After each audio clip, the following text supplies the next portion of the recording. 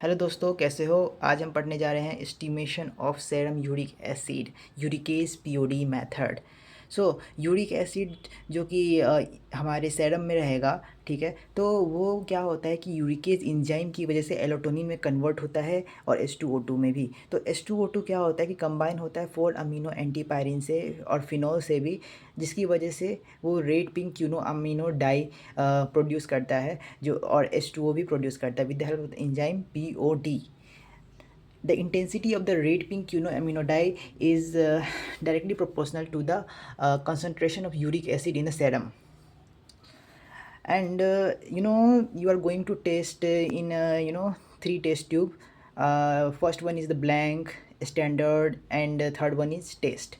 Okay, then whatever you are doing in that experiment, okay, then after you will get some color like red pink, then you will put your test tube into the calorimeter.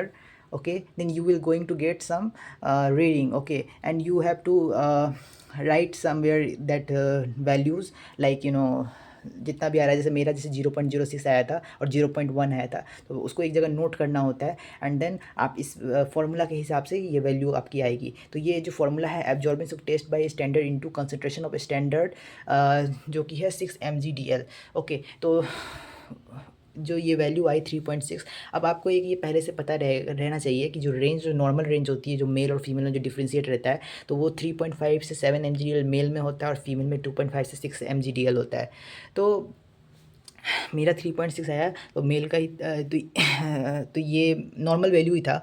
And इसके बाद आपको क्या होता है, clinical significance जानना होगा। अगर मान लीजिए ये 8 हो जाए, ठीक है, तो कौन से कंडीशन में ये हो सकता है। तो ये जब मतलब यूरिक एसिड किस कंडीशन में सबसे ज़्यादा बढ़ सकता है, तो गाउट हो सकता है, हाई प्यूरिन डाइट अगर आप ले रहे हैं उसकी वजह से यूरिक एसिड बढ़ सकता है, ब्रोंको निमोनिया में बढ़ सकता है, हॉजकिंस डिजीज़ में बढ़ सकता है और मायोलोमा में बढ़ सकता है।